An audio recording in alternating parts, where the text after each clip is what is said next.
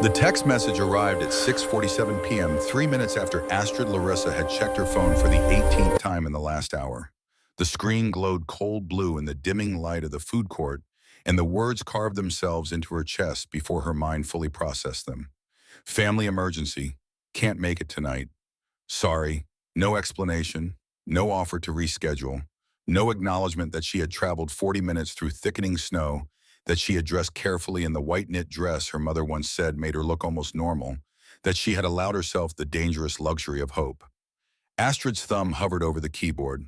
She wanted to type back to ask what happened, to offer help, to do anything that might prove she belonged to these people whose blood ran through her veins. But 13 years of silence had taught her to recognize a lie dressed in polite words. There was no emergency. There was only the same tired shame, the same inability to look at her without seeing everything they had lost when the fever took her hearing at 14. She set the phone face down on the small, circular table, the one position near the fountain where families threw pennies and made wishes that sometimes came true for people who could hear coins splash into water. Around her, the mall pulsed with frantic December energy. Shoppers rushed past carrying bags stamped with red and green logos, their mouths moving in conversations she could only guess at, their laughter registering as nothing but the memory of what laughter used to feel like when sound was something her brain understood. The Christmas music everyone complained about each year remained mercifully absent from her world. She saw the speakers mounted in corners, watched people's faces shift with recognition when a particular song began. Noticed the way couples would pause and smile at each other as if melody alone could transport them to better versions of their lives. But Astrid existed in a parallel dimension where all of it played out behind soundproof glass, visible but unreachable, like watching television with the volume permanently set to zero. She had been beautiful once, or so people told her when they thought she couldn't hear them talking. They still said it sometimes, though. Now the compliments came wrapped in surprise, as if deafness should have erased her features, should have made her less than what she was. Her blonde hair fell in natural waves past her shoulders, catching light in a way that made strangers stare, made men approach with confidence, that crumbled the moment they realized she couldn't hear their opening lines. Her face held the kind of symmetry that photographers noticed, the kind of bone structure that made people assume life had been easy for her, that doors opened automatically for someone who looked like she had stepped out of a Nordic fairy tale. But beauty was just another language Astrid couldn't speak fluently anymore. Another currency that lost value when you couldn't hear men's voices drop into lower registers, couldn't laugh at jokes you didn't hear, couldn't participate in the elaborate dance of flirtation that required timing and tone and the thousand subtle cues that existed only in sound. She checked her phone again, even though she knew no new messages would appear. The lock screen showed 6:52 p.m. She had been sitting here for 2 hours and 14 minutes watching her family's estimated arrival time come and go, watching hope curdle into the familiar ache of rejection that she should have been immune to by now, but somehow never was. The white coat draped over the back of her chair was new purchase specifically for tonight. Pale blue wool with silver buttons, elegant, without being ostentatious, the kind of coat that said she had her life together even when she absolutely did not. She had saved for 3 months to afford it, eating instant ramen for dinner, skipping the coffee shop stops other women her age took for granted. She had imagined her mother noticing it, touching the fabric, maybe smiling, and saying something kind about Astrid's taste, about how well she was doing despite everything. The coat now felt like evidence of her own stupidity, proof that she kept expecting different results from the same people who had demonstrated countless times exactly who they were and what she meant to them.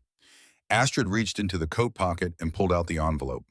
Cream-colored cardstock, her name written in careful calligraphy on the front, the kind of formal presentation that suggested the contents mattered. She had planned to give this to them at dinner, had rehearsed in her mind how she would slide it across the table, would watch their faces as they opened it, and realize that their broken daughter had accomplished something they couldn't dismiss or diminish.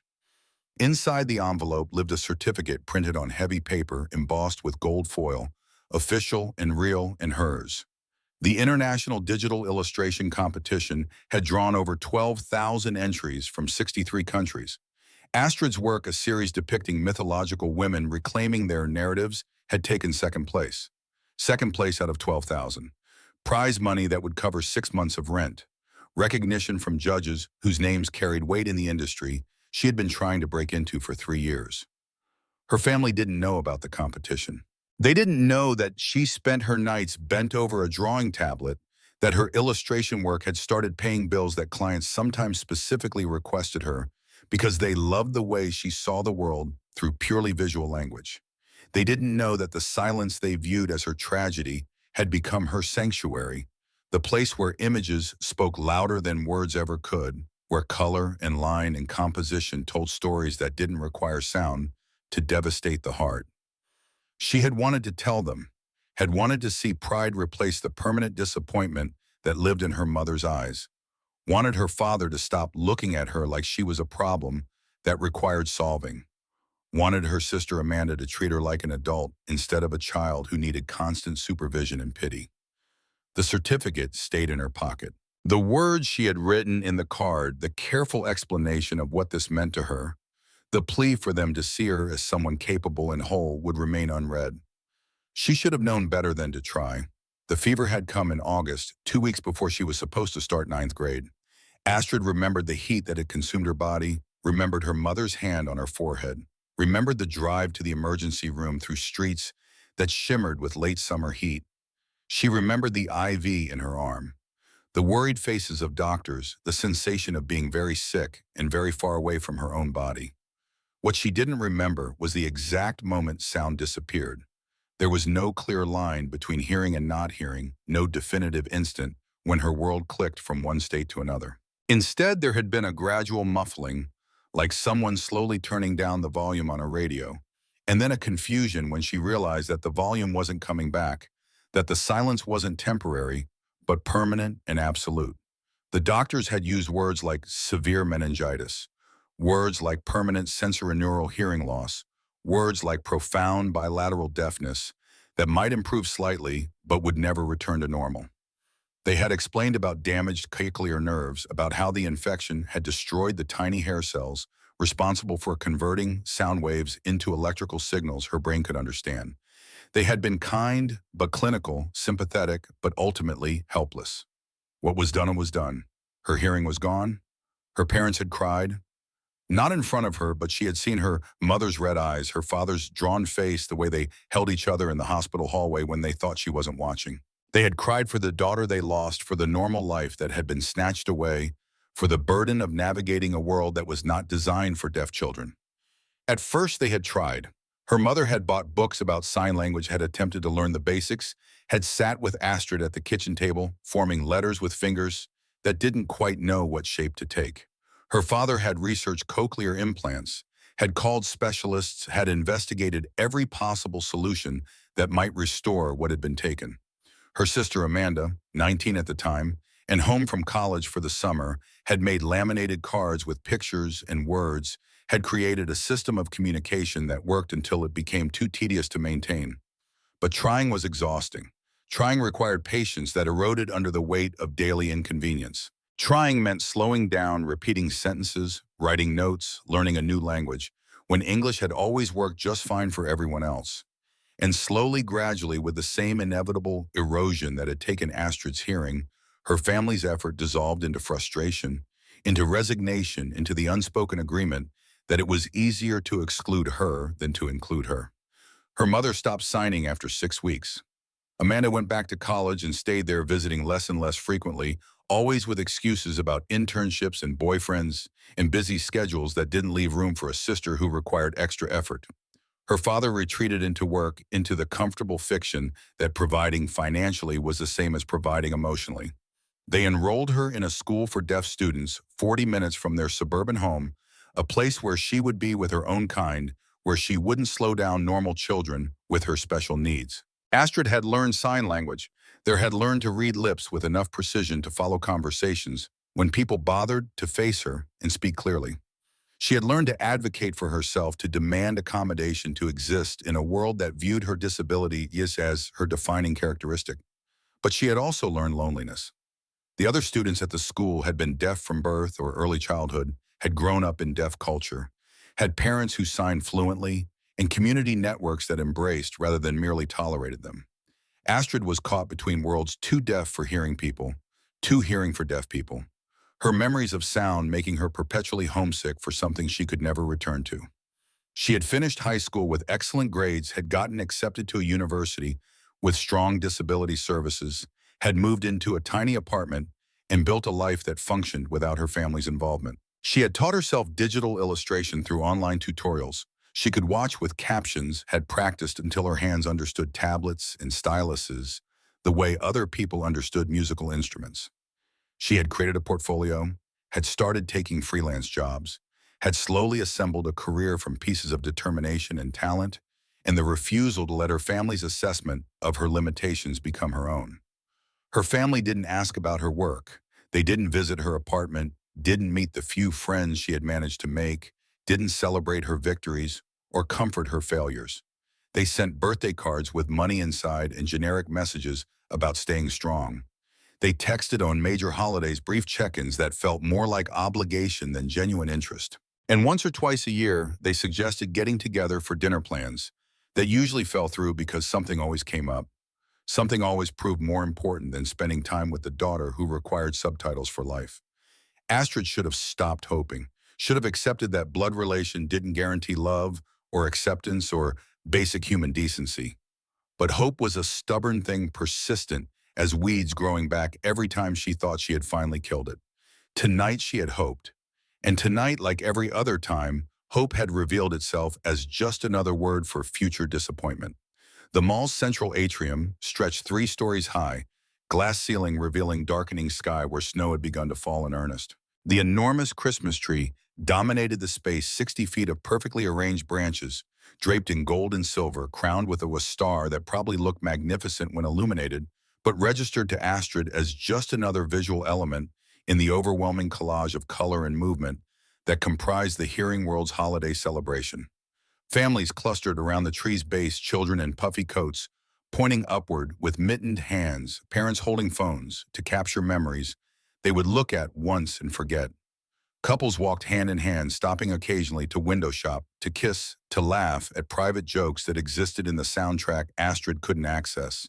She watched a mother crouch down to her daughter's level, watched the woman's mouth move in what might have been explanation or encouragement or simple conversation. The little girl nodded seriously, then threw her arms around her mother's neck, and the woman's face transformed with a smile so genuine it hurt to witness. That casual intimacy, that effortless communication, that fundamental connection between parent and child struck Astrid like a physical blow. Her own mother hadn't hugged her like that in years. The last embrace she could remember had been brief and stiff, the kind of hug you give to distant relatives at weddings or funerals, obligation disguised as affection. A group of teenagers passed her table, loud in the way teenagers always were, taking up more space than their bodies required.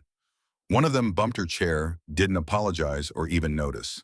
To them, she was invisible, just another solitary person in a crowd of solitary people, not worth acknowledging or remembering. She wondered if they would have noticed if she had been crying, if tears would have been enough to register as human suffering worth interrupting their evening for. Probably not. People were skilled at looking past pain that didn't directly concern them, at filtering out distress that might require actual effort to address. Astrid pulled out her phone again and opened the family group chat, the one where her parents and sisters shared photos of their lives, where they made plans she wasn't always included in, where they communicated. In shorthand developed over years of shared experiences she had been systematically excluded from. The last message had been 3 days ago, Amanda sharing pictures from some corporate holiday party, her arm around colleagues who smiled with the practiced ease of people whose biggest challenge was deciding which champagne to drink. Her father had responded with a thumbs-up emoji.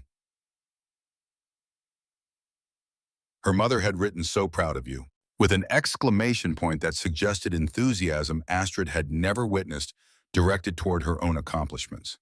She scrolled back through weeks of messages, updates about Amanda's promotion, about her parents' anniversary dinner at a restaurant Astrid had never been invited to, about family friends Astrid hadn't seen in years. Occasionally someone would ask how she was doing, and she would respond with something generic and positive, because admitting struggle felt like confirming their assessment that she couldn't handle life on her own.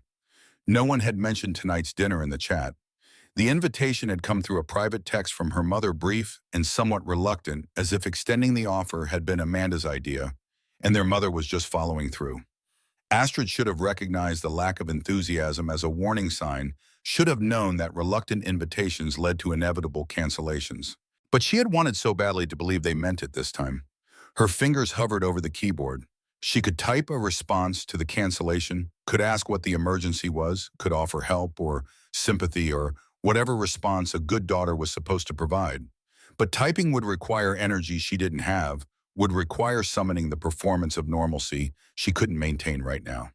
Instead, she opened her work email, scrolling through messages from clients, pleased with recent deliveries from potential customers, asking about her rates and availability, from the competition organizers confirming her award, and asking if she would be available for a virtual ceremony in January where they would announce winners publicly.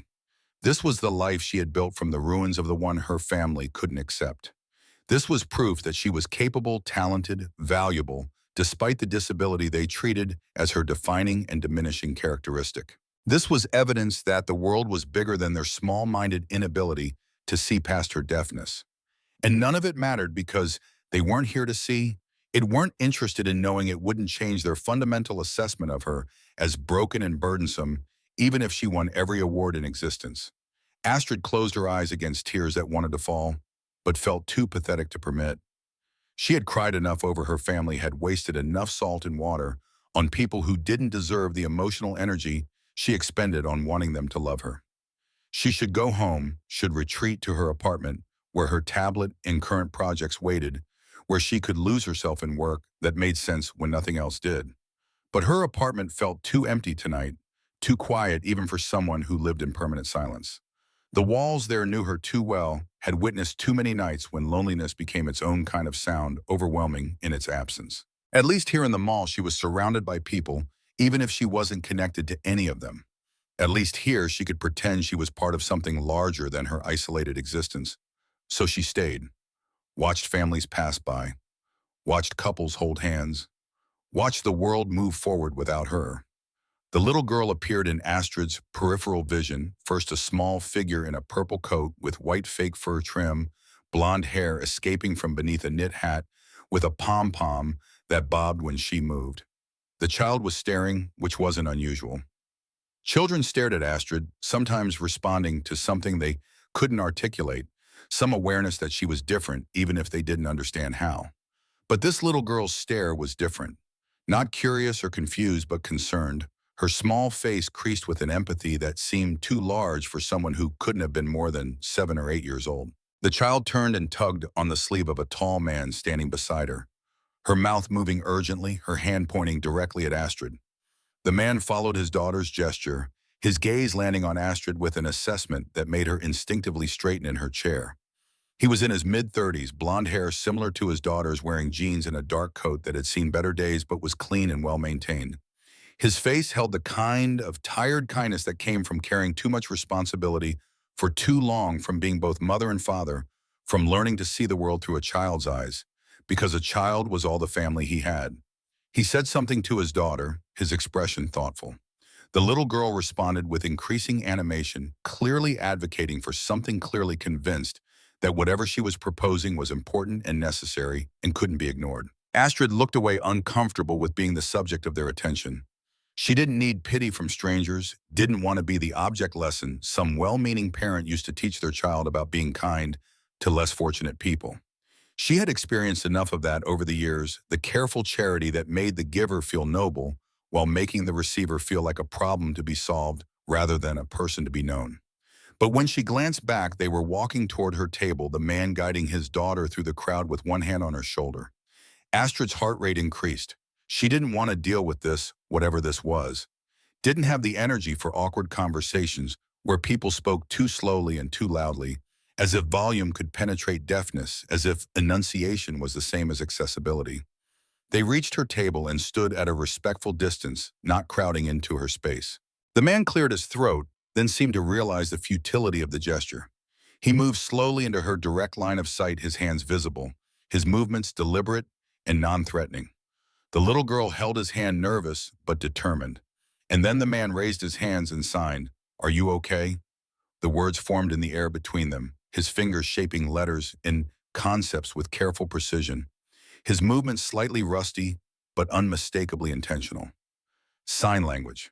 Actual sign language, not the vague gesturing most hearing people attempted when they realized she was deaf. Astrid stared, blinked, felt her whole body go still with shock. No one signed to her, not strangers in malls, not people she encountered in daily life, not anyone outside the small, deaf community she interacted with occasionally, when work brought her into contact with others who understood her particular isolation. Her family had given up on signing years ago. Most of the world communicated with her through written notes or carefully enunciated speech she could read from lips when people bothered to face her and speak clearly. But this stranger, this man with kind eyes and a small daughter, was using her language without being asked, without needing explanation or instruction. Fresh tears welled in Astrid's eyes, different from the earlier ones. These weren't tears of abandonment or self-pity. These were tears of recognition, of being seen by someone who had bothered to learn how to see her properly. She raised her hands, movements shaking slightly. "I'm fine, thank you." The lie was automatic, self-protective. She wasn't fine. She was devastated and lonely and drowning in the particular kind of pain that came from being rejected by people who were supposed to love unconditionally. But strangers didn't need to know, that didn't need to be burdened with her family dysfunction. The man studied her face clearly, not convinced. His daughter tugged on his sleeve again, whispering something Astrid couldn't hear. He knelt beside the little girl, bringing himself to her eye level, speaking to her with a gentleness that suggested this was their normal mode of communication. The child listened seriously, then nodded with the kind of determined courage that only children possess, the belief that kindness was always the right choice, even when it meant risking rejection or awkwardness. The little girl stepped forward, shy but purposeful, and raised her small hands in approximation of sign language. "Hello, my name is Audrey." The signs were clumsy, clearly recently learned, but executed with such earnest concentration that Astrid felt her throat tighten. This child had learned to say hello in sign language, had learned to introduce herself, had learned because someone had taught her, because someone believed it mattered that she be able to communicate with people who couldn't hear. Astrid signed back slowly, making sure the little girl could follow. "Hello, Audrey. My name is Astrid. You sign very well." Audrey's face lit up with pride, her whole body radiating delight at the compliment. She looked up at her father with an expression that clearly said, "See, I told you I could do it." The man stood, his smile soft and genuine. "My daughter thinks everyone deserves to be heard." He signed, his movements smoother now that initial awkwardness had passed. The words hit Astrid in the center of her chest, knocked something loose that she had been holding together through sheer force of will. Everyone deserves to be heard. Such a simple concept, such a revolutionary idea for someone whose family had decided she wasn't worth the effort of listening to. She looked up at this stranger, this man whose name she didn't know, and felt something shift in the air between them. He wasn't looking at her with pity, wasn't assessing her as broken or needy or less than, was simply seeing her as a person sitting alone on Christmas Eve, as someone who might need kindness without needing to explain why. "Do you have somewhere to go tonight?" And he signed. "It's Christmas Eve. No one should be alone." The question was gentle but direct. No pretense, no small talk, just concern that felt genuine rather than performative. Astrid hesitated. The truth was complicated, layered with years of disappointment and dysfunction that couldn't be easily explained. But something about this man, about his daughter, about the fact that they had crossed a crowded food court specifically to check on a crying stranger, made her want to trust them with at least part of her truth. "My family," she began, then stopped, tried again. "I was supposed to meet them, but they canceled. I don't want to go home to an empty apartment." She watched his face as he read her signs, watched something like understanding and recognition move across his features. He knew something about loneliness, about being let down by people who should show up. He knew something about the particular pain of being alone during holidays, when the whole world seemed determined to celebrate connection you didn't have. His next signs came slowly, carefully, as if he was weighing each word before offering it. "Then come with us." Astrid's hands stilled. She must have misread, must have misunderstood what he was saying. Strangers didn't invite deaf women they'd never met to their homes on Christmas Eve. That wasn't how the world worked. People kept to themselves, protected their boundaries, avoided entanglement with others' problems. but he continued, signing, his expression earnest. "We're going to have dinner and then go home to decorate our tree. You're welcome to join us." Audrey had already decided the outcome. Before Astrid could process what was happening, the little girl reached out and took her hand, holding on with the kind of innocent certainty that only children possess, the faith that kindness always worked out, that offering help was its own reward. "Please come," Audrey said out loud, the words halting and earnest, her lips forming shapes Astrid could read, even if she couldn't hear the voice behind them. "We have extra cookies, and my daddy makes really good hot chocolate." The small hand in hers felt warm, alive, anchoring. Astrid looked down at this child who believed helping sad strangers was a normal thing to do, who had been raised by someone who taught her that everyone deserved to be heard, who approached the world with open hands and an open heart. She looked up at the father, searching his face for any sign of pity or condescension or hidden agenda, but found only genuine warmth, only the kind of invitation that came without strings or expectations, only the simple offer of companionship from someone who understood that loneliness was its own kind of emergency. The certificate in her pocket felt heavier suddenly, not with disappointment anymore, but with possibility. She had won an international award. She had built a career from nothing. She had survived 13 years of her family's rejection and created a life that functioned despite their absence. Maybe she could survive one more leap of faith. Maybe she could accept kindness from strangers, even if she didn't fully understand why they were offering it. "Okay." She signed, her hands shaking but certain. "Thank you." Henry Corbin hadn't expected his evening to include inviting a deaf woman to dinner, but parenthood had taught him that the most important moments were rarely the ones you planned for. His daughter Audrey possessed a moral compass that functioned with the clarity of childhood, uncompromised by the cynicism and self-protection that calcified in adults who had been hurt too many times. When she saw someone in pain, she responded with the uncomplicated impulse to help. And Henry had learned that following Audrey's lead usually resulted in doing the right thing, even when the right thing was inconvenient or uncomfortable. They had come to the mall for last-minute shopping for the Christmas gift he needed to pick up from the electronics store, where he sometimes did freelance repair work. The owner, a good man named Marcus, had set aside a used tablet for Henry at a price he could actually afford, the kind of generous discount that came from knowing someone struggled financially but wouldn't accept outright charity. The tablet was for Audrey, though she didn't know it yet. Her old one had finally died after 3 years of service, and she needed it for the educational games her school required for the reading apps that kept her occupied during the long evenings when Henry worked late shifts. He had saved for 4 months to accumulate the $200 Marcus was charging for equipment that would have cost $600 new. Henry's work as a freelance electronics repair technician paid irregularly and modestly. Some weeks brought enough jobs to cover rent and groceries with a little left over. Other weeks, stretched tight, required careful rationing of resources, necessitated choosing between fixing the car's odd noise or buying Audrey new winter boots when her toes pressed against the old ones. He had learned to budget with the precision of someone for whom financial miscalculation meant genuine hardship, had developed a relationship with the local food pantry that provided staples when necessary, had swallowed enough pride to accept help from their neighbor Constance when childcare was needed and money wasn't available. This was not the life he had imagined when he married Rachel 8 years ago. Back then, he had believed love conquered practical concerns, that being young and hopeful and willing to work hard would be enough to build the stable middle-class existence his parents had achieved.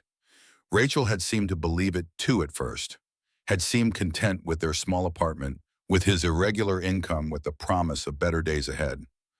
But promises didn't pay rent. Hope didn't cover medical bills when Audrey had pneumonia at 18 months. Optimism didn't transform Henry's modest earnings into the comfortable lifestyle Rachel had grown up expecting and believed she deserved. She had left when Audrey was 2 years old, not dramatically, not with screaming fights or broken dishes, but with the quiet cruelty of someone who had simply decided she was done trying. She had packed her clothes while Audrey napped, had left a note explaining that she needed more than Henry could provide, that she had met someone else who could offer the life she wanted, that she would send divorce papers, and they could work out custody arrangements through lawyers. The custody arrangements had never materialized. Rachel sent a few token gifts the first year, missed Audrey's 3rd birthday, stopped returning calls by the time their daughter turned 4. She had remarried someone with money and status, had moved to California, had started over with a life that apparently had no room for the child she'd left behind. Henry had been devastated at first, then angry, then finally accepting of the reality that he was raising Audrey alone, that he was mother and father both, that every decision and responsibility rested solely on his shoulders. The anger had faded into something like pity. Rachel was missing out on knowing this extraordinary little person, this child, who saw the world with such clarity and compassion, who made every day feel worthwhile despite the financial stress and exhaustion. Audrey didn't remember her mother, or if she did, the memories were too vague and shapeless to cause pain.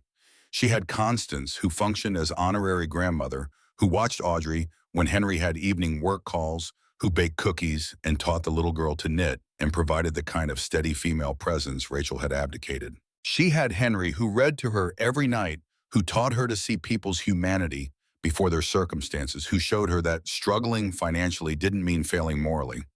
And she had developed the kind of empathy that came from being raised by someone who had experienced abandonment, who understood what it meant to be dismissed or devalued, who taught her that kindness cost nothing and meant everything. When Audrey had spotted the crying woman across the food court, Henry's first instinct had been to keep walking. Not because he didn't care, but because he was tired, because his feet hurt from standing all day, fixing a businessman's laptop, because he had Audrey to think about, and taking responsibility for a stranger's emotional crisis felt like more than he had capacity for. But Audrey had been insistent. "Daddy, I think she can't hear. Like my friend Emma at school." Emma was deaf, one of Audrey's classmates who used hearing aids and read lips and had taught Audrey a few basic signs during recess. Emma's parents signed him fluently, included her seamlessly in family life, approached her deafness as it's just one aspect of who she was rather than her defining limitation. Looking at the woman across the food court, at the way she held herself apart from the crowd, and at the tears she wiped away as if ashamed to be seen, Henry had felt something uncomfortable twist in his chest. Recognition, maybe. The understanding of what it meant to feel alone in a room full of people. He had worked at a community center years ago, back before Audrey was born, back when he and Rachel were young and broke and taking any job that paid. One of his co-workers there had been a deaf man named Marcus, patient and kind, who had taught Henry basic sign language during slow afternoons. Henry had never become fluent, but he remembered enough. Remembered the shapes his hands needed to make the grammar that differed from spoken English, the way communication could exist beyond sound. Marcus had moved away years ago, taken a better job in another city, but the language he'd taught Henry remained dormant in muscle memory, waiting for a moment like this. "We should say hello." Audrey had urged, her hand tight in his. "We should make sure she's okay." And Henry had looked at his daughter, at her earnest face and her conviction that helping was always the right choice, and realized she was teaching him something important about the kind of person he wanted to be. Not the person who walked past suffering because engaging was inconvenient. Not the person who let fear of awkwardness prevent basic human kindness.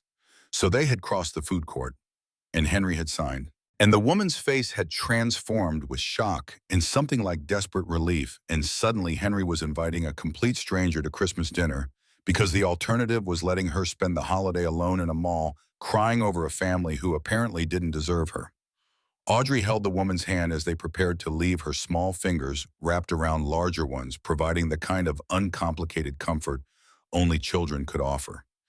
The woman Astrid, according to her signs, looked overwhelmed, but also cautiously hopeful, as if she wanted to trust what was happening, but had been disappointed too many times to fully believe in unexpected kindness. Henry understood that feeling, understood what it meant to expect the worst, because life had provided ample evidence that hoping for better was just setting yourself up for future pain. But he also understood that sometimes you had to take the risk anyway, had to extend trust even when past experience suggested you shouldn't have to believe that not everyone would let you down, even when most people already had. The mall's power flickered once, twice, then died completely. Emergency lighting kicked in after several seconds of absolute darkness, casting everything in sickly yellow-green half-light that made the festive holiday decor look vaguely sinister. Around them, the crowd responded with collective unease, voices rising in questions and complaints, bodies pressing closer as everyone tried to orient themselves in the dimness. Henry saw Astrid's face go pale, watched her body go rigid with what looked like panic. Of course, Darkness would terrify someone who couldn't hear warnings, couldn't hear announcements, couldn't hear approaching danger. For someone deaf, losing sight meant losing primary access to the world, meant being completely isolated and vulnerable. He moved quickly into her line of sight, his hands forming the shapes she needed to see. "Don't be afraid. Follow me. I'll keep you safe." The crowd surged around them as people headed for exits, everyone trying to leave simultaneously, creating bottlenecks at doorways, generating the kind of chaotic energy that could become dangerous quickly. Henry took Astrid's hand, his grip firm but gentle, and reached for Audrey with his other hand. Together they formed a small chain as he navigated toward the nearest exit, using his body to shield both of them from the worst of the jostling crowd. Audrey looked back at Astrid every few steps, offering small smiles of encouragement. The little girl seemed less frightened by the darkness than excited by the adventure, trusting completely that her father would get them out safely because he always had before. A security guard materialized in front of them, mouth moving rapidly in what looked like instructions or questions. Henry could see Astrid's face crumple with the confusion, and Fear could see her trying to read lips in inadequate lighting, could see her assuming she had somehow done something wrong, because that's what people who were different learned to assume when authority figures approached with stern expressions. Henry stepped between them without hesitation, his body blocking the guard's line of sight to Astrid. He spoke quickly, explaining the situation, making it clear that the woman with him was deaf and overwhelmed, and with him that she didn't need assistance beyond what he was already providing. The guard nodded after a moment, moved on to deal with other concerns, and Henry turned back to Astrid. He signed with one hand, awkward but determined. "He's gone. You're safe. We're almost outside." Audrey squeezed Astrid's hand, and slowly the panic in the woman's face began to recede, replaced by something that looked like cautious trust. They made it outside into cold air that stung lungs and bit at exposed skin. Snow fell thick and fast now, already accumulating in the parking lot, covering cars in white that would require brushing off. The storm that weather forecasters had been predicting all week had arrived in earnest, the kind of Christmas blizzard that would dominate tomorrow's news, that would trap people indoors and make travel dangerous. But standing in the pool of light from the mall's exterior lamps, feeling snow catch in her hair and melt on her cheeks, Astrid looked less panicked and more present, as if the cold air had shocked her back into her body. Henry led them to his car, an older Toyota Camry that had logged 200,000 miles but still ran reliably because Henry maintained it, carefully did his own oil changes, fixed small problems before they became big expensive ones. He opened the passenger door for Astrid, a gesture of courtesy that his own father had modeled, then settled Audrey in her booster seat and back. Before starting the engine, he turned to Astrid and signed carefully. "The roads will be bad. It might take a while to get home. Are you sure you want to come?" The question offered her an exit if she wanted one, a chance to change her mind without judgment. But Astrid nodded, her movements certain despite the tears still drying on her face. Henry had learned not to question why people made the choices they made, had learned that sometimes accepting help was harder than offering it, that saying yes to kindness required its own kind of courage, especially when you were used to being let down. He started the car and pulled carefully out of the parking lot, headlights cutting through falling snow, windshield wipers, working overtime to maintain visibility. The drive home would normally take 20 minutes. Tonight, it would probably take 40, maybe more, depending on how quickly the streets became impassable. Audrey chattered from the back seat, her voice carrying the excitement of a child for whom the evening had become an adventure rather than an inconvenience. She asked questions about Astrid, about what it was like to be deaf, about how sign language worked, her curiosity earnest and completely without the awkwardness adults brought to discussions of disability. Henry answered when he could, glancing at Astrid periodically to make sure she was okay. The woman stared out the window at passing streetlights and snow-covered buildings, her face unreadable but no longer actively distressed. Whatever she was thinking, whatever internal debate she was having about accepting this invitation remained private. They were halfway home when the car hit black ice hidden beneath fresh snow. The vehicle lost traction, suddenly completely sliding sideways across the road, with the sickening weightlessness of momentum beyond control. Henry fought the instinct to brake hard, steered into the skid, managed to bring them safely to the shoulder rather than into the ditch or oncoming traffic. His hands shook slightly as he put the car in park, adrenaline flooding his system. That could have been bad, could have been very bad, could have been the kind of accident that changed lives or ended them. In the back seat, Audrey was silent, clearly frightened. In the passenger seat, Astrid's face had gone pale again. Henry took several deep breaths, waiting for his heart rate to slow, then signed to Astrid. "I'm sorry, that was frightening." Astrid shook her head, her own hands shaking as she signed back. "You kept us safe, thank you." From the back seat, Audrey spoke, her voice small and serious.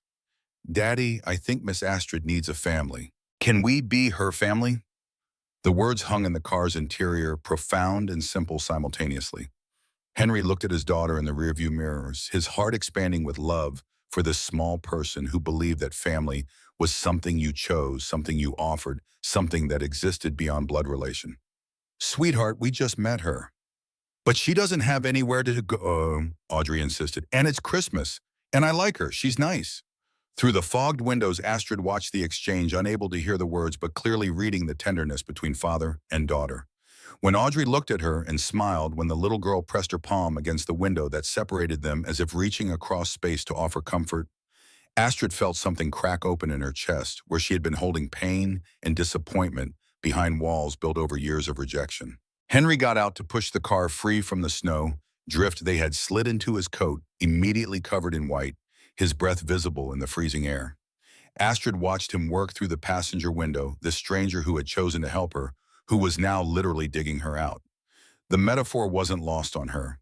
She had been buried for so long, trapped under the weight of her family's rejection, under her own internalized belief that maybe they were right, maybe she was too much work, maybe she was the problem, rather than their inability to see past her disability. And here was someone willing to get cold and wet and tired to pull her free, someone who barely knew her but had decided she mattered anyway. When they finally pulled back onto the road, when they finally continued toward a home she had never seen, toward people she had known for less than an hour, Astrid felt something unfamiliar stirring in her chest. Not quite hope, because hope had proven too dangerous. But possibility, maybe. The fragile suggestion that maybe tonight could be different. Maybe these strangers were offering something real. Maybe she didn't have to spend Christmas Eve alone in her apartment, surrounded by artwork created in solitude, drowning in the particular quiet that belonged only to those who lived in permanent silence. Maybe, just maybe, she deserved the kindness being offered. Maybe being different didn't automatically mean being unwanted. Maybe family was less about shared genetics and more about shared willingness to show up when showing up mattered. The apartment building they pulled up to 40 minutes later was modest but well-maintained, the kind of place where working families lived, where neighbors knew each other's names, where Christmas lights hung in windows and on balconies, despite the fact that nobody living here had money to waste on expensive decorations. Henry parked and helped Audrey out of her booster seat, then turned to Astrid with an expression that might have been nervousness. He signed slowly. "Welcome to our home. It's not much, but it's warm and safe." Astrid followed them through the building's front door, up 2 flights of stairs, to a third-floor unit that smelled like vanilla and cinnamon, like someone had been baking earlier or burning holiday-scented candles. The apartment was small, clearly the domain of a single parent doing his best with limited resources. The furniture was worn but clean, the walls decorated with Audrey's drawings and school projects displayed, with the pride of a father who believed his daughter's artwork deserved gallery treatment. A small Christmas tree stood in the corner, half-decorated ornaments scattered on the coffee table, as if they had been interrupted mid-celebration. Stockings hung on the wall with care, one labeled Daddy in Audrey's careful printing, one labeled Audrey in the same childish hand, and one blank stocking that had been hung presumably for Rachel before she left and never taken down. The apartment held the kind of warmth that had nothing to do with temperature and everything to do with love. This was a home where someone cared about making things nice despite financial limitations, where small comforts were chosen deliberately and cherished, where what mattered wasn't how much money decorated the space, but how much attention and care. Astrid looked around and felt tears well again, different from before. Her own apartment was nicer objectively. She could afford better furniture, had money for art prints on walls, owned matching dishes and coordinating decor. But her apartment had never felt like this, had never felt like home. Had always felt like the place she retreated to when the world became too much, the place she existed rather than lived. Audrey ran to her room and returned with a blanket, which she carefully draped over Astrid's shoulders. "You're cold," she announced solemnly. "You need to be warm." The gesture was so thoughtful, so simple, so completely without expectation of recognition or reward that Astrid had to look away to compose herself. She pulled the blanket tighter and signed her thanks to Audrey, who beamed with pleasure. Henry disappeared into the kitchen and returned with mugs of hot chocolate steam rising in lazy spirals. He handed one to Astrid and kept one for himself, then sat down on the couch at a respectful distance, giving her space to process whatever she was feeling without making her explain if she didn't want to. For a long time, they simply sat together in the warm glow of Christmas lights strung around the room. Audrey worked on decorating the tree, humming to herself, occasionally turning to show Astrid a particularly pretty ornament. Henry watched his daughter with the kind of gentle attentiveness that spoke of deep love, and Astrid felt her chest tighten with an emotion she couldn't quite name. Eventually, Henry picked up a notepad and pen from the coffee table and wrote carefully. "You don't have to tell me anything you don't want to tell me, but if you want to talk, I'm here to listen. Or watch, I guess." He added a small, smiley face at the end, and Astrid found herself laughing, the sound strange in her own throat but real. She took the pen and paper, her hands steadier now, and began to write. "My family was supposed to meet me tonight. They promised, but they canceled at the last minute. They've never accepted that I'm deaf. They see me as broken, as an embarrassment. Tonight was just the latest disappointment in a very long line of disappointments." Henry read her words, his expression serious. He wrote back, "They're wrong. You're not broken. You're not an embarrassment. I can see that even though I just met you." The words settled into Astrid's chest like stones dropping into still water, creating ripples that spread outward, touching places in her heart that had been frozen for years. She pulled the Christmas card from her coat pocket, the one she had carried all evening, and handed it to Henry. He opened it carefully, reading the message she had written to her family, then unfolding the certificate inside. His eyes widened as he read it, and when he looked up at her, his expression was filled with genuine amazement and respect. Audrey tugged on his sleeve, and he showed his daughter the certificate, explaining in simple terms that Astrid had won a very important prize for her art, that people from all over the world had recognized how talented she was. Audrey's face lit up with delight, and she immediately ran to Astrid and threw her arms around her neck. "You're famous," she declared, her voice muffled against Astrid's shoulder. Astrid hugged the little girl back, her heart so full it felt like it might overflow. When Audrey pulled away, Astrid took the notepad and wrote, "My family didn't care about this. They didn't even wait to hear about it. But you care. You both care, and you're strangers." Wipeout. Henry's response was simple but profound. He wrote, "Because some things matter more than blood. Because kindness isn't limited by how well you know someone. Because no one deserves to be alone on Christmas Eve. And because you are worth caring about." They spent the evening building something fragile and unexpected, the three of them moving around each other with increasing comfort as initial awkwardness dissolved into organic companionship. Astrid helped Audrey arrange ornaments on lower branches while Henry tackled the higher ones, occasionally stepping back to assess their collective work with the critical eye of someone who took even small tasks seriously. The tree transformed under their combined attention, evolving from half-finished project to something that felt complete and intentional.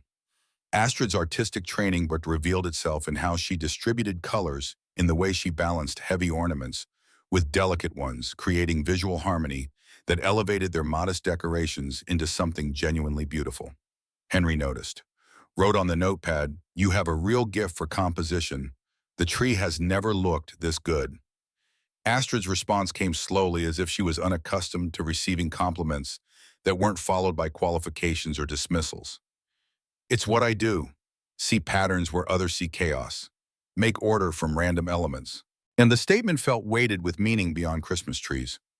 Henry studied her face, saw exhaustion there that went deeper than tonight's disappointments, saw someone who had been fighting to prove her value for so long that accepting recognition felt foreign. Audrey climbed onto the couch beside Astrid, tucking herself against the woman's side with the casual affection of a child who hadn't yet learned that adults required permission before offering physical closeness. Astrid stiffened momentarily, then relaxed her arm, coming up to rest naturally around the little girl's shoulders. "Tell me about your pictures." Audrey said, her face turned up toward Astrid, her lips moving in exaggerated shapes that made reading them easier. "The ones you won the prize for." Astrid retrieved her phone, pulled up images of her competition entry. The series depicted mythological women. Medusa with snakes that bloomed into flowers rather than threaten Pandora, cradling hope like a child, Persephone choosing the underworld rather than being stolen. Each illustration reimagined familiar stories, gave agency to women traditionally portrayed as victims or villains. Audrey studied each image with intense concentration, her small finger tracing details on the screen. They're beautiful, but also sad. Why are they sad?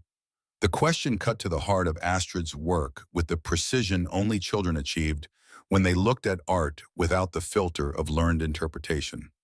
She picked up the notepad because they were misunderstood. People told stories about them that weren't true, that made them seem less than they were. I wanted to tell different stories, true ones. Audrey considered this seriously, then nodded as if it made perfect sense. Like how people think I'm sad because I don't have a mommy, but actually I'm happy because I have the best daddy in the whole world. Henry's expression shifted, something vulnerable moving across his features before he composed himself. He hadn't realized Audrey understood what other children said about their family configuration, hadn't known she'd developed her own narrative to counter the assumption that absence automatically meant lack. "You are pretty great," he signed to his daughter, his movements exaggerated for comic effect. Audrey giggled, the sound bright and uncomplicated. She turned back to Astrid. "Are you sad because your family is mean to you?" The directness should have been painful, but coming from a 7-year-old, it felt more like genuine curiosity than judgment. Astrid wrote carefully, "Sometimes, but tonight I'm not sad. Tonight I'm grateful." "Good," Audrey declared with satisfaction. She yawned suddenly, the kind of jaw-cracking yawn that signaled a child running on fumes, excitement, overriding exhaustion, but not indefinitely. Henry checked his watch, surprised to find it was nearly 9:30. Way past Audrey's normal bedtime, but tonight existed outside normal parameters, operated under different rules than typical evenings. "Someone needs to brush teeth and get into pajamas," he signed to Audrey, whose face immediately scrunched into protest. "But we have a guest. I can't go to bed when we have a guest." "Guests will still be here tomorrow," Henry countered gently. "And you'll be much better company if you're not falling asleep standing up." Audrey appealed to Astrid with pleading eyes. "Will you still be here when I wake up?" The question caught Astrid off guard. She had been thinking of this as a temporary refuge, a few hours of borrowed warmth before returning to her actual life. But Audrey's assumption that she might stay, that this could extend beyond tonight, suggested possibilities Astrid hadn't allowed herself to consider. She looked at Henry, uncertain. He signed quickly, "You're welcome to stay. The couch is comfortable. Or we can drive you home, if you'd rather. No pressure, either way." Stay in a stranger's apartment. Sleep on a couch in a home she'd known for mere hours. Accept hospitality from people who owed her nothing. Every practical instinct screamed that this was foolish, that trusting strangers was dangerous, that maintaining boundaries was necessary for self-preservation. But every emotional instinct whispered that these people had already offered more genuine care than her own family had managed in years, that rejecting their kindness would be rejecting something precious and rare, that sometimes the smart choice and the right choice weren't the same thing. "I'd like to stay," she signed, "if that's really okay." Audrey's whoop of joy answered before Henry could. The little girl threw her arms around Astrid's neck, again squeezing tight. "This is the best Christmas ever." After Audrey reluctantly went to brush teeth and change into pajamas covered with cartoon penguins, Henry moved to the small kitchen, visible from the living room. He pulled ingredients from cabinets and refrigerator, his movements economical and practiced. Astrid followed, hovering in the doorway, uncertain whether her presence in his workspace would be welcome or intrusive. Henry glanced up, smiled, gestured her inside. The kitchen was tiny, barely room for 2 people, but he made space naturally, shifting his position to accommodate her without making it feel like accommodation. He wrote on a paper towel, since the notepad remained in the living room, "Grilled cheese and tomato soup. Nothing fancy, but it's warm and filling. Any food allergies or preferences I should know about?" Astrid shook her head, touched that he'd thought to ask. She watched him work. Noticed the care he took with simple tasks, the way he buttered bread evenly, the way he sliced cheese to identical thickness, the way he stirred the soup with attention that suggested he viewed cooking as something worthy of effort even when the meal was basic. Her own kitchen skills were functional but uninspired. She ate mostly pre-prepared meals, frozen dinners that required minimal effort food that was fuel rather than experience. Cooking for one person felt pointless, felt like admitting that solitary existence was permanent rather than temporary. But watching Henry prepare food in this cramped kitchen, seeing him create something meant to be shared, Astrid understood that cooking was an act of care, that feeding people was its own form of communication. He set a grilled sandwich in a pan, adjusted the heat, then picked up the paper towel again. My ex-wife used to say I made food taste better than it should. She meant it as an insult, said I was wasting talent on basic meals instead of pursuing something more ambitious. The vulnerability of the admission surprised Astrid. She wrote back, "She sounds like she didn't appreciate what she had." Henry's laugh was short and bitter. She didn't. Wanted the Instagram version of life, the highlight reel. Wasn't interested in the actual work of building something real. He flipped the sandwich, the bread, golden brown and perfect. Left when Audrey was 2. Met someone with more money and fewer complications. Sends a card on Audrey's birthday sometimes. Never asks to visit. Astrid felt anger kindle on Audrey's behalf, on Henry's behalf. What kind of person abandoned their own child? What kind of mother chose wealth over her daughter? But she also understood. Had lived with family who chose comfort over connection, who decided that dealing with her disability was more work than they wanted to invest. She wrote, "I'm sorry for both of you, but especially for her because she's missing out on knowing an incredible kid." "That's exactly what I tell myself on the hard days," Henry said out loud, his lips forming words Astrid could read. "That her loss is our gain, that Audrey and I are better off without someone who couldn't appreciate what we were building." He plated sandwiches and poured soup into mismatched bowls. Carried everything to the small table wedged against the wall, the surface barely large enough for 3 place settings, but somehow sufficient. Astrid helped, feeling useful, feeling part of something rather than adjacent to it. Audrey emerged in penguin pajamas, her hair damp from washing her face, her expression still fighting sleep. She climbed into her chair with the assistance of a booster cushion, surveyed the meal with approval. "Daddy makes the best grilled cheese in the universe," she announced to Astrid with absolute conviction. Eating together felt ceremonial despite the humble food. Audrey chattered about school between bites, about her friend Emma, who was teaching her more sign language, about the holiday concert, where her class had sung songs Astrid couldn't hear, but could imagine based on Audrey's enthusiastic reenactment. Henry watched his daughter with undisguised affection, occasionally interjecting questions or gentle corrections, the kind of engaged parenting that came from being fully present rather than physically adjacent while mentally elsewhere. Astrid observed their dynamics, saw the foundation of trust and communication they'd built, saw how Henry had created security for his daughter, despite economic instability, despite abandonment by the person who should have been their partner. He had succeeded where Astrid's own parents had failed, had chosen connection over convenience, had decided that his child's emotional needs mattered more than his own discomfort or exhaustion. After dinner, after Audrey finally surrendered to sleep, despite her protest that she wasn't tired at all, Henry returned to the living room where Astrid sat curled on the couch, blankets still wrapped around her shoulders. He carried the notepad, sat at the opposite end of the couch, maintaining respectful distance. For several minutes, they simply existed in comfortable silence, the Christmas tree lights casting gentle shadows, the apartment warm and quiet in the way that happens late at night when the rest of the world has settled. Finally, Henry wrote, "Can I ask what happened with your family? You don't have to answer, but sometimes talking helps." Astrid took the pen, hesitated. Talking meant excavating pain she usually kept buried, meant examining wounds she preferred to ignore. But something about this night, about Henry's presence, about the safety of knowing he understood abandonment from personal experience, made her want to try. She wrote slowly, the words accumulating across pages, as she explained about the fever, about losing her hearing at 14, about her family's initial attempts to adapt, that had gradually dissolved into resentment and avoidance. She wrote about being sent to a school for deaf students, where she never quite fit, about her mother's disappointed sighs, about her father's inability to look at her directly, about Amanda's subtle cruelty disguised as concern. She wrote about teaching herself illustration, about building a career from determination and talent, about winning an international competition that should have made them proud but instead inspired cancellation of dinner plans because dealing with her was always more trouble than it was worth. By the time she finished writing, her hand ached and multiple pages lay covered in her careful handwriting. Henry read everything, his expression shifting from sympathy to anger to something that looked like recognition. My wife left because I wasn't successful enough, he wrote. Your family excludes you because you're too different. Both situations boil down to the same selfish inability to love people for who they are rather than who we want them to be. Astrid nodded throat tight with emotion.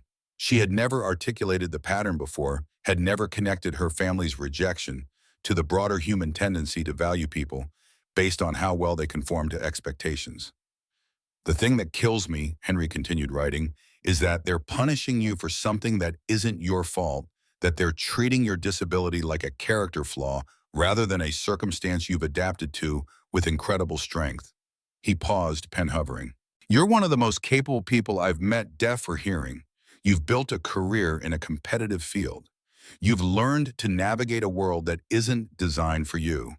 You've survived years of rejection without becoming bitter or cruel. That takes remarkable courage.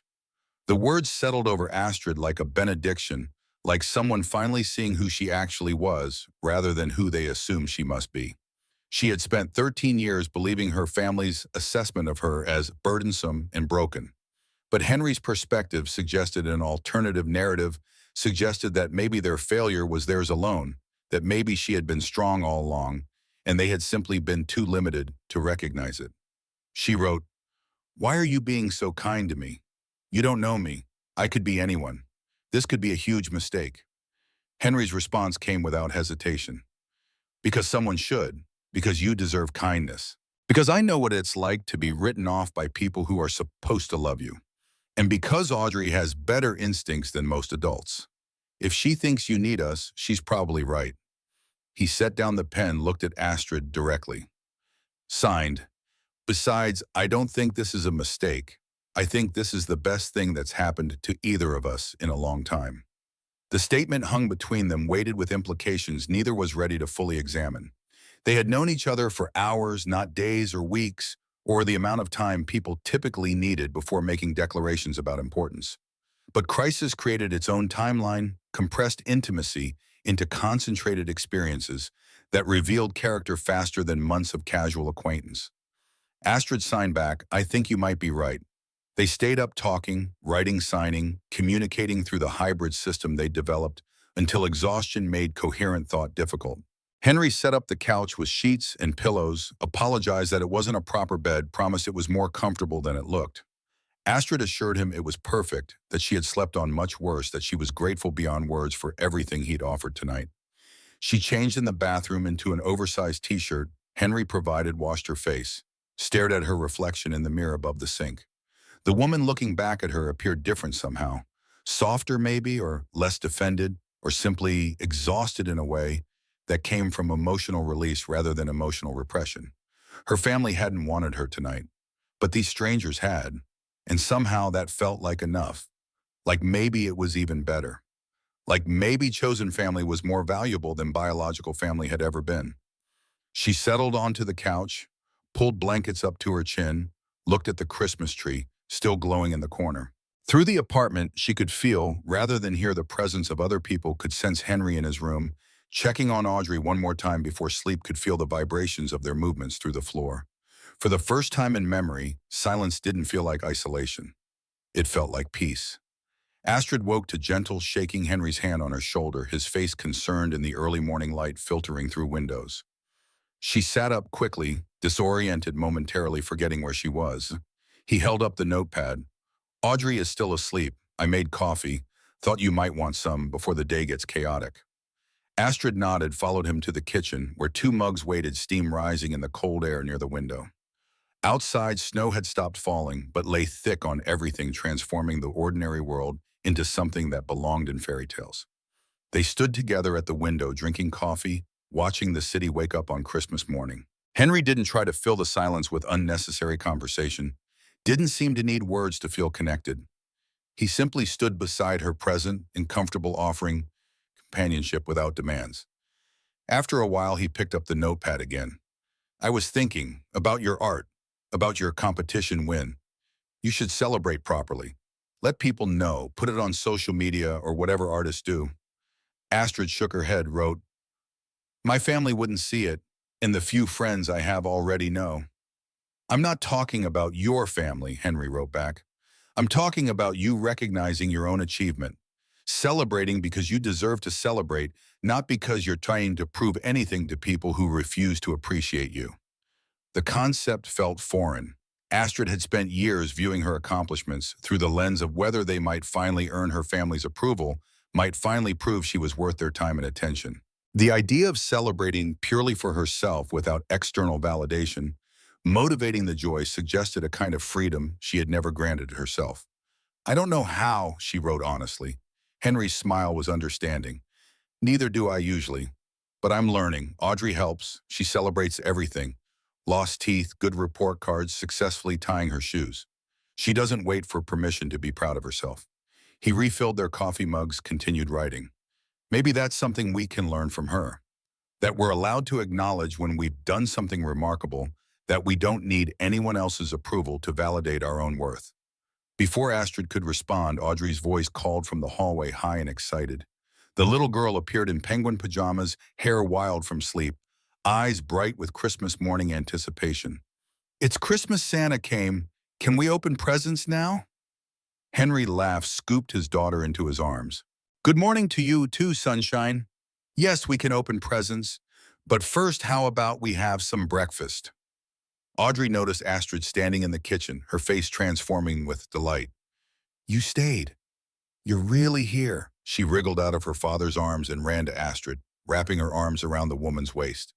Astrid returned the embrace, feeling the little girl's warmth, the trust in how she held on without reservation.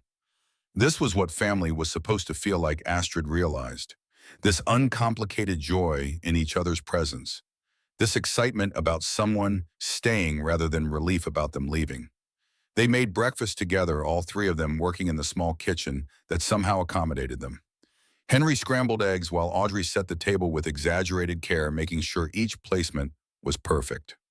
Astrid toasted bread and arranged fruit on a plate, transforming ordinary food into something that looked deliberately composed. Over breakfast, Audrey provided a running commentary on everything Santa might have brought, on what presents she hoped to find under the tree, on how this was already the best Christmas, because Miss Astrid was here to share it. Henry met Astrid's eyes over his daughter's head, his expression conveying something that might have been gratitude or connection, or the simple acknowledgement that this moment mattered, that they were building something significant, whether they understood exactly what yet or not. After breakfast, after dishes were washed and put away, they gathered around the tree. There weren't many presents, the financial reality of Henry's situation evident in the modest pile of wrapped packages. But Audrey approached gift opening with the kind of enthusiasm that suggested abundance rather than scarcity, delighting in each item regardless of its monetary value. A book of fairy tales from her father, a craft kit for making friendship bracelets, a stuffed penguin to match her pajamas. Each gift received with genuine joy, with the kind of gratitude that came from being raised to appreciate what she had, rather than focusing on what she didn't. When the presents were all opened, Audrey retrieved something from beneath the tree that Astrid hadn't noticed. A small package wrapped in paper that was clearly recycled from another gift, the tape applied with a child's uncertain precision. This is for you, Audrey said solemnly, holding it out to Astrid. I made it for when you talk. Astrid's hands shook as she unwrapped the package, revealing cream-colored knitted gloves, slightly uneven in places, but made with obvious care and attention. They fit perfectly when she tried them on the yarn soft against her skin. So your hands won't be cold when you talk, Audrey explained, her face serious. Because your hands are your voice. Daddy told me that. So I wanted to make sure your voice stays warm. The simple thoughtfulness of it, the recognition that Astrid's hands were her primary mode of communication, that keeping them warm meant keeping her ability to speak intact, broke something open in Astrid's chest. She pulled Audrey into a hug, holding the little girl close, feeling tears slip down her cheeks. When she finally released Audrey, when she could compose herself enough to function, Astrid signed to Henry, "She's extraordinary. You've raised someone who sees the world with more compassion than most adults ever develop." Henry's expression suggested he was close to tears himself. She gets it from her mother. The good parts, at least. The empathy, the generosity of spirit. Those were always Rachel's best qualities before everything else got in the way. Astrid thought about her own mother, about the woman who had given birth to her but had never really seen her, had never bothered learning the language necessary to truly communicate. Some people had capacity for growth and adaptation. Others didn't, and neither biology nor years of shared history could force connection where fundamental willingness was absent. Thank you, Astrid signed, for letting me be part of this, for including me in something that should have been just yours. You're not intruding, Henry signed back. You're enhancing. There's a difference.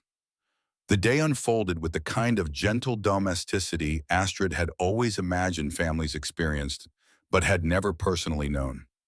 They watched movies with captions, played board games, where Audrey made up rules as she went decorated cookies with frosting and sprinkles that ended up more on faces than on baked goods.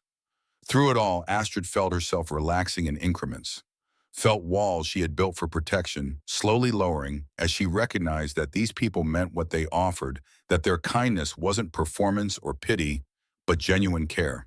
By evening, by the time darkness fell outside and Christmas lights glowed brighter against the night, Astrid understood that something fundamental had shifted. She had arrived here yesterday as a stranger seeking temporary refuge, but she had become something else, had become part of something that felt suspiciously like the family she had always wanted but never believed she deserved. And then near 9 o'clock, when Audrey was already fighting sleep but refusing to admit it, someone knocked sharply on the apartment door. Henry moved toward the door with visible tension, his posture shifting from relaxed to guarded. He glanced back at Astrid, question in his eyes, seeking permission, or perhaps warning about who might be standing in the hallway. But Astrid's face had already gone pale, her body frozen in recognition before the door even opened. She knew. Somehow she knew exactly who had come looking for her. The woman who pushed past Henry without waiting for invitation wore wealth-like armor. Designer coat, perfectly tailored hair, arranged in the kind of casual elegance that required professional maintenance makeup, flawless despite the late hour and weather conditions that should have smudged perfection. Amanda Wilfred, 34 years old, successful in all the ways their parents valued, had driven through a blizzard on Christmas night for reasons that certainly weren't motivated by sisterly affection. Her eyes swept the apartment with an assessment that took seconds but communicated volumes. The worn furniture, the modest decorations, the obvious financial limitations of people who counted pennies and made do with less. Her expression shifted through surprise to something like vindication, as if Henry's circumstances confirmed suspicions she'd held about where her sister would end up. "What the hell are you doing here, Astrid?" The words came fast and angry, her mouth moving with the kind of rage that made lip reading easier, because emotion sharpened articulation. Amanda's gaze landed on her sister with the weight of judgment accumulated over years of disappointment and frustration. Astrid stood slowly, the blanket falling from her shoulders. She signed before thinking better of it, muscle memory overriding the knowledge that Amanda had stopped understanding sign language years ago, had decided that learning her sister's primary mode of communication was too much effort to maintain. Henry stepped forward, positioning himself in Amanda's line of sight. His hands moved as he spoke, signing for Astrid's benefit even as his voice addressed her sister. "Your sister is our guest. She's welcome here for as long as she wants to stay." Amanda turned the full force of her attention on him, and Astrid watched her sister's face shift into the expression she reserved for service workers and people she considered beneath her station. The look that said she was humoring someone who didn't understand their place in the social hierarchy. "And who exactly are you? Some stranger who thinks he can fix my broken sister by playing hero for a night." The words hit their target with precision. Astrid felt them land in her chest, felt the familiar shame that Amanda had always been skilled at invoking. Broken. The word her family used when they thought she couldn't hear, when they discussed her disability like a character defect rather than a circumstance she'd adapted to with more strength than any of them had ever shown. But this time something different happened. This time before Astrid could shrink into herself, before she could accept the label and all its implications, Audrey burst from her room where she'd been pretending to sleep. The little girl's face was fierce with an anger that seemed too large for her small frame. Her eyes bright with tears, born from righteous fury rather than hurt. She ran to Astrid and wrapped her arms around the woman's waist, glaring at Amanda with all the protective instinct of someone who recognized injustice when she witnessed it. "She's not a burden." Audrey's voice cracked with emotion, the words tumbling out too fast for complete coherence. She's the nicest person I ever met. And you're being mean. And that's not okay, even if you're her sister. Amanda's expression flickered, something passing across her face that might have been shame before it hardened back into defensive anger. This doesn't concern you, child. Astrid is coming home with me, where she belongs. Henry's hand came to rest on Audrey's shoulder, gently guiding her behind him, while maintaining his position between Amanda, Nun, and Astrid. When he spoke again, his hands continued moving, ensuring Astrid could follow every word even as they were directed at her sister. Astrid doesn't have to go anywhere. She's an adult. From what I understand, your family abandoned her tonight. You don't get to show up hours later and pretend you care. The accusation hung in the air, and Amanda's face flushed with color that could have been embarrassment or rage, or some combination of both. She opened her mouth closed. It seemed to be waging an internal battle about how to respond. Finally, she turned back to Astrid, and when she spoke, her words came slower, more carefully enunciated, as if she was remembering belatedly that her sister required visual access to language. Mom is worried. She sent me to find you. We didn't know where you'd gone, if you were safe. Do you have any idea how frightening that was? The lie was transparent enough that even Audrey could probably see through it. If their mother had been genuinely worried, the text message would have expressed concern rather than casual dismissal. If safety had been a priority, someone would have checked in before 9 o'clock the night after canceling dinner plans. Astrid's hands moved before she could second-guess herself, signing with a clarity and force she rarely permitted herself when interacting with family. You're lying. Mom isn't worried. She's annoyed that I didn't quietly accept being rejected, that I didn't go home to my apartment and pretend everything was fine like I always do. Amanda's mouth tightened. For a moment, she looked like she might continue the pretense that this visit was motivated by familial concern. But something in Astrid's face must have warned her that the usual tactics wouldn't work tonight, that something fundamental had shifted. Fine, yes. Mom asked me to come get you because it looks bad. Because what if someone finds out we canceled on you on Christmas Eve? What if people talk? What if it reflects poorly on the family? The honesty was almost worse than the lie. At least lies suggested that Amanda thought Astrid deserved courtesy. The truth revealed what Astrid had always suspected, but had worked hard not to acknowledge. She was an embarrassment to be managed, a potential source of bad publicity, a problem to be contained rather than a person to be loved. Henry's hand found Astrid's, his grip warm and steady. He didn't sign, didn't speak, just stood beside her in a way that communicated solidarity more effectively than words could have. Astrid felt the touch anchor her, felt it give her courage to do something she had never done before. She looked directly at Amanda and signed slowly, making sure every word registered. Do you remember when I lost my hearing? When I was 14 and terrified and the whole world went silent and I didn't understand what was happening? Amanda shifted uncomfortably but didn't respond.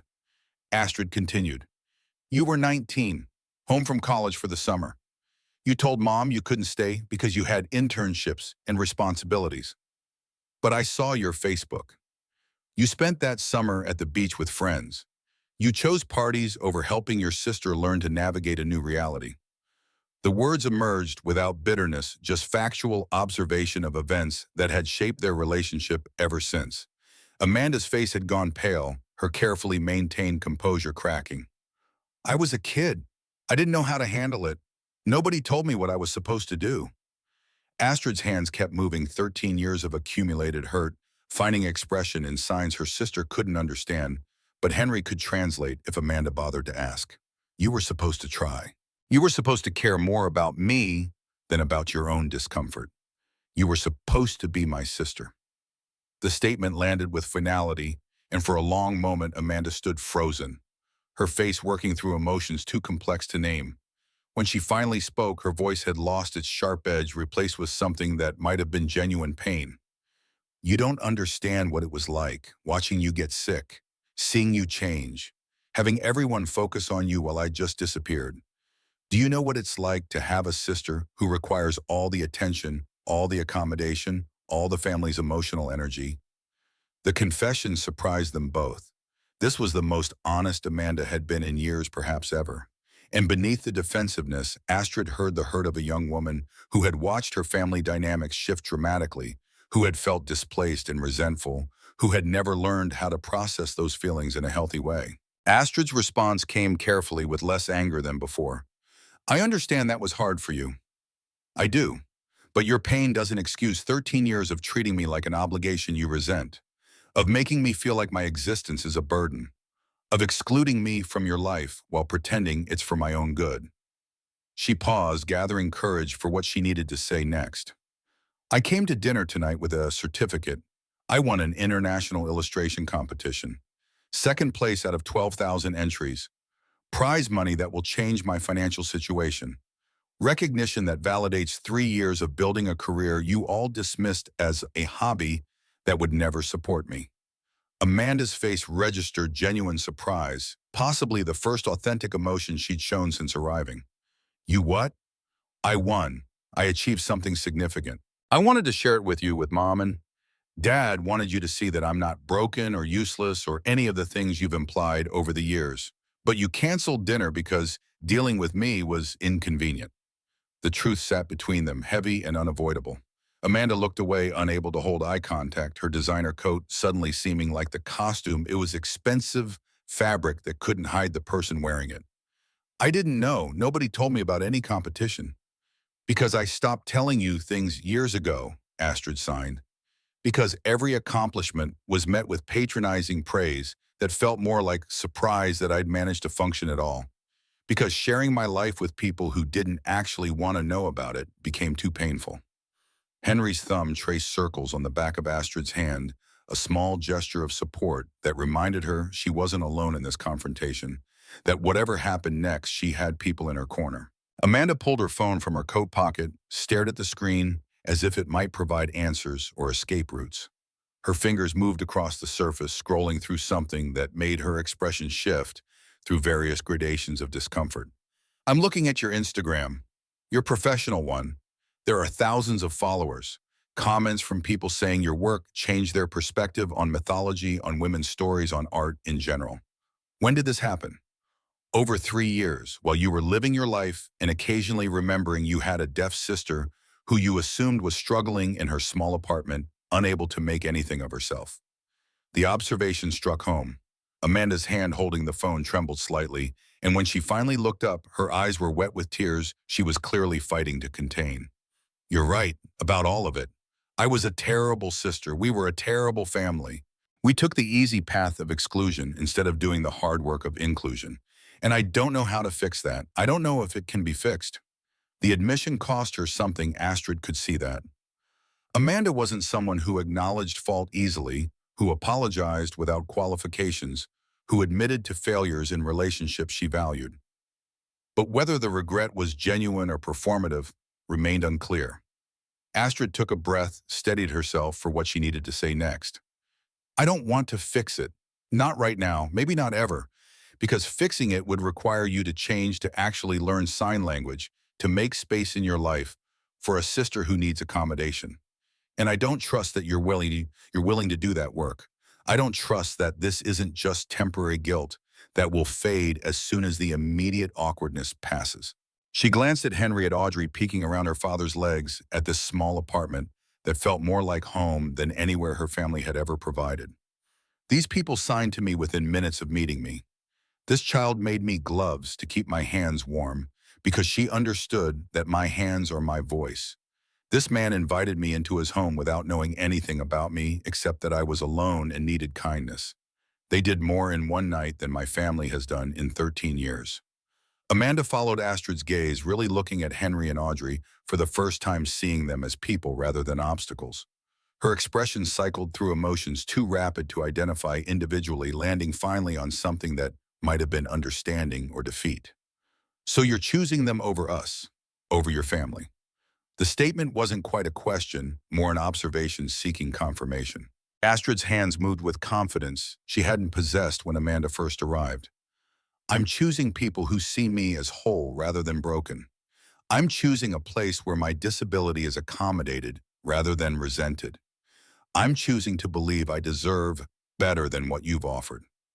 She paused, then added with finality, I'm choosing myself for once. The words settled over the room like snow, soft but absolute in their coverage.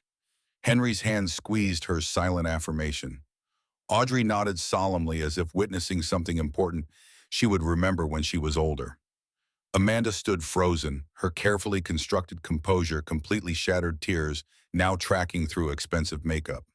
She looked smaller, somehow diminished by the confrontation, by having her failures cataloged so precisely. What do I tell Mom and Dad?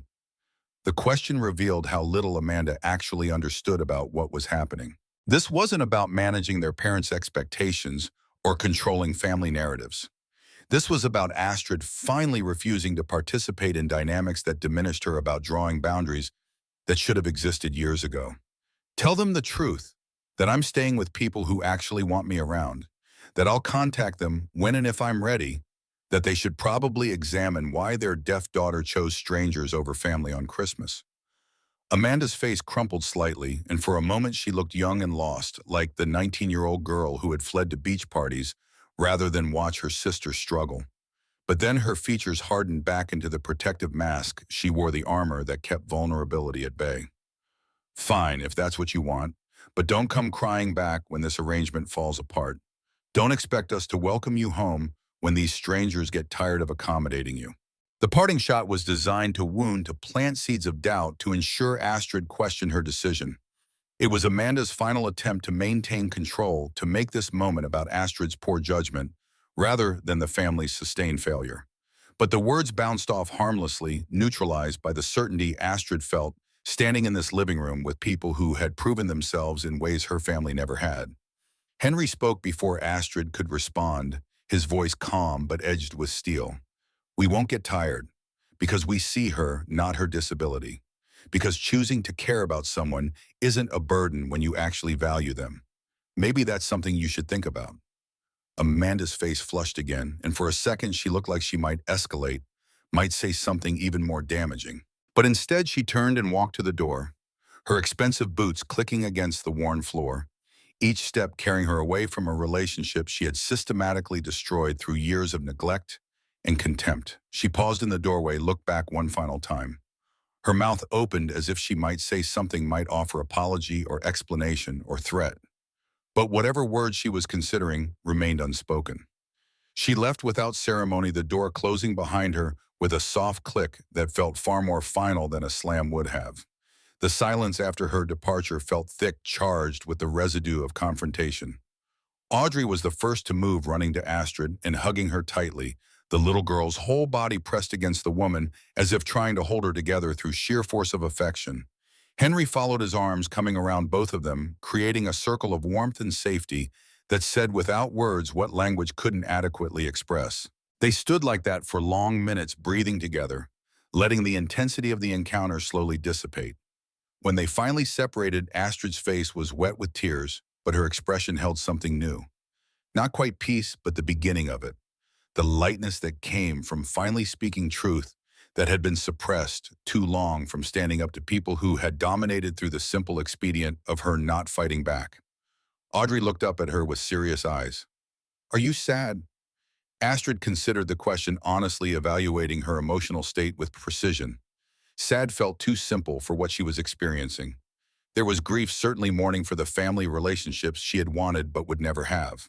But there was also relief, liberation from the constant effort of trying to earn love that was never going to be freely given. She signed slowly for Audrey to follow.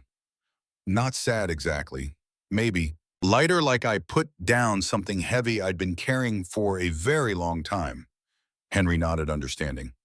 That makes sense. Sometimes the hardest thing is acknowledging that some relationships are toxic even when they're with family. That choosing yourself isn't selfish, it's survival. He moved to the kitchen, returned with 3 mugs, hot chocolate for Audrey, coffee for himself and Astrid. They settled on the couch, Audrey wedged between the adults, everyone processing what had happened in their own way. After a while, Henry picked up his phone, pulled up something on the screen, turned it toward Astrid.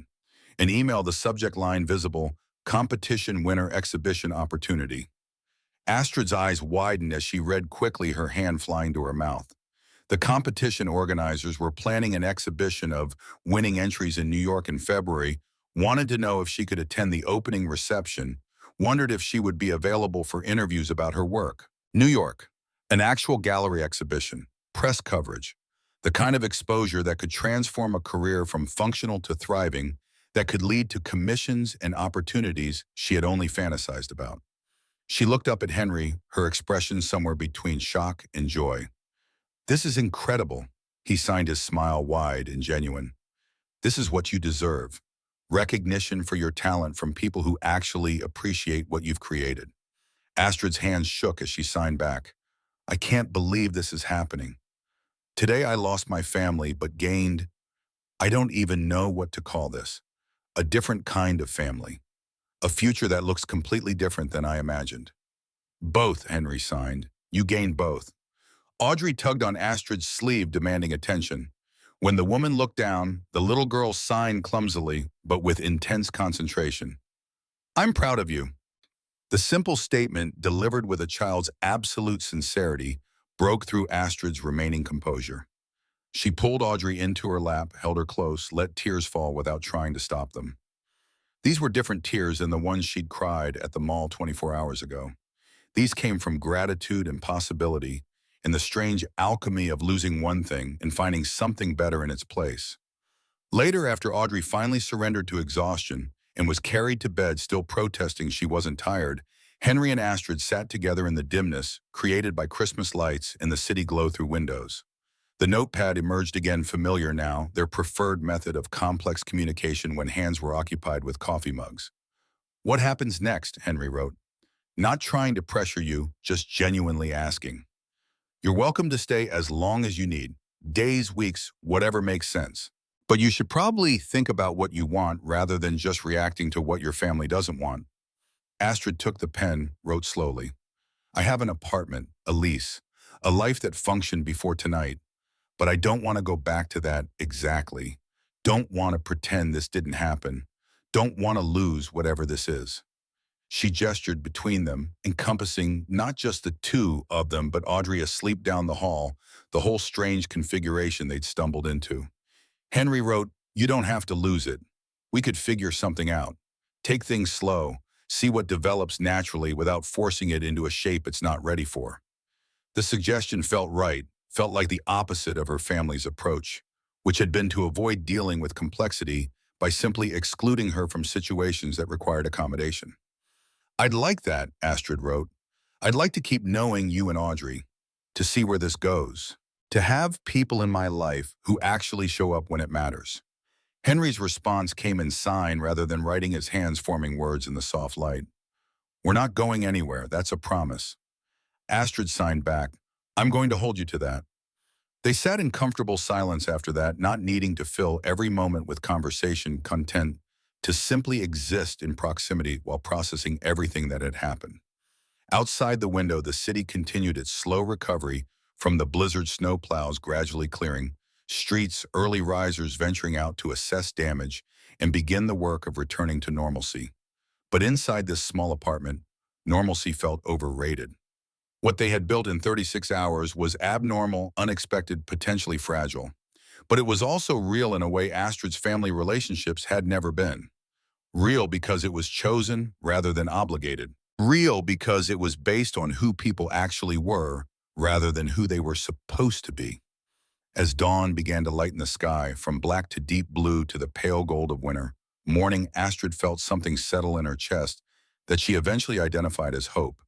Not the desperate hope that her family might change, might finally see her value, might choose her for once. That hope had died in the confrontation with Amanda, had been buried beneath hard truths finally spoken aloud.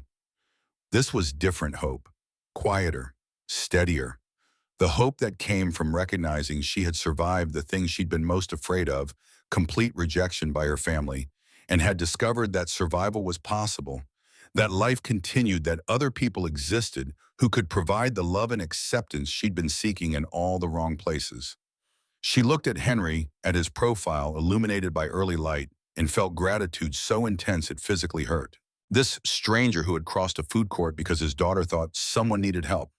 This single father struggling financially but wealthy in the ways that actually mattered. This man who had taught her in one night what her family hadn't managed in 13 years, that she was worth showing up for. The future remained uncertain. Astrid didn't know if she would maintain any contact with her parents, And Amanda didn't know how her relationship with Henry and Audrey would evolve, didn't know what would happen when she went to New York for the exhibition. But uncertainty felt less frightening when you had people standing beside you, when you knew that failure wouldn't mean facing consequences alone. Henry caught her watching him, smiled with the kind of warmth that suggested he was thinking similar thoughts, that he too was processing the strangeness and rightness of what they'd created together. "Merry Christmas," he signed. Astrid signed back, "Merry Christmas. And thank you for everything." "Thank you for trusting us," Henry responded, "for giving us the chance to know you. That's the real gift." They stayed like that as morning fully arrived, as the apartment building around them began waking, as life continued its forward momentum, regardless of personal upheaval. Two people who had been alone discovering they didn't have to be. Two people who had been damaged by others' failures learning that healing was possible when the right people showed up with the right intentions. And somewhere down the hall, little girls slept peacefully, dreaming whatever 7-year-olds dreamed, secure in the knowledge that love meant making space for people who needed it, that family meant choosing each other repeatedly, that the best gifts couldn't be wrapped or purchased, but were given freely through small acts of radical kindness.